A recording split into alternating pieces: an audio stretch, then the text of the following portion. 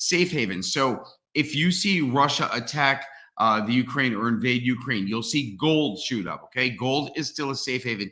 I haven't been convinced of Bitcoin yet. I would like to say cryptos should shoot up, but it wouldn't surprise me because the markets are going to tank. And we all know crypto tends to follow the markets these days, follows the NASDAQ.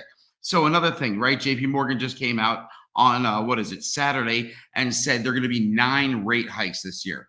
First off, they're only meeting 7 times this year, the Fed is, and they already met in January. So JP Morgan is saying there's going to be rate hikes in months that the Fed does not meet. Doesn't really make sense. Seems like extra fear on the market. So I'm not buying that one yet, JP Morgan, but we'll see. So what else?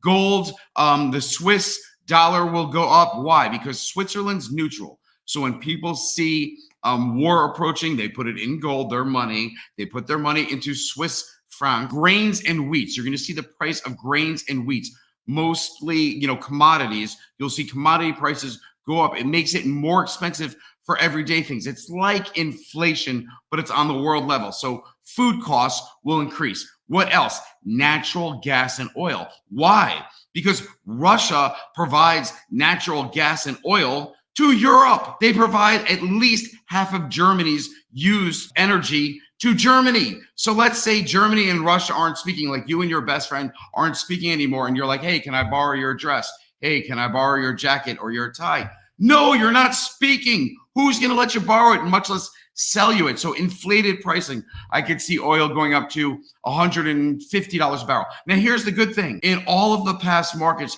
when there's been an invasion and the market tanks, and everything shoots up, energy, oil, it only takes a few days, if not a week, to settle back down to those same levels. So when everybody is selling the market, yes, you're going to be selling too. But when it bottoms, find the bottom, take a chance, and make some money. Okay, company's exposure. Any company that has business exposure to Russian or Russian ties will likely get hit. So if they're getting supplies or things, products in their products are coming from Russia, or they sell to Russia, those would be industries getting hit. And there are countries that have lent Russia billions of dollars. The first one being Australia has a huge, oh, wow, okay. So Russia, French and Australian banks have the largest Western exposure, $24.2 billion and $17.2 billion. The U.S. lenders are like 4th or 5th at $16 billion. Okay, so that's their exposure. Meaning, you lent your best friend money, your best friend says, not talking to you anymore, you're out that money. Okay, so yeah, we'd be out 16 billion. France would be out 24.2, Australia out 17. Okay, so I guess we fall in line. What else?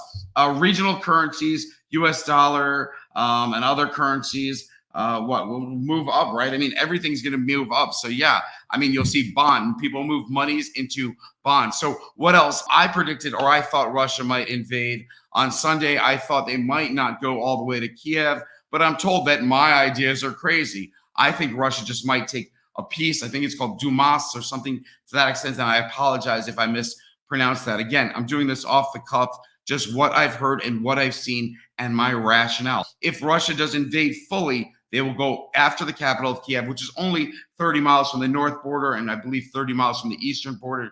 But again, they haven't done anything like that yet.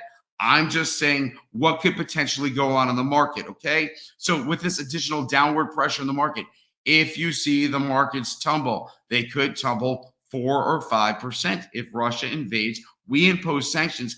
That's not going away anytime soon. If we're cutting off Russia, and if we cut off Russia, we're going to have to maybe cut off China. I mean, it wouldn't surprise me if Russia and China got together and Russia said, we'll take Ukraine, you take Taiwan.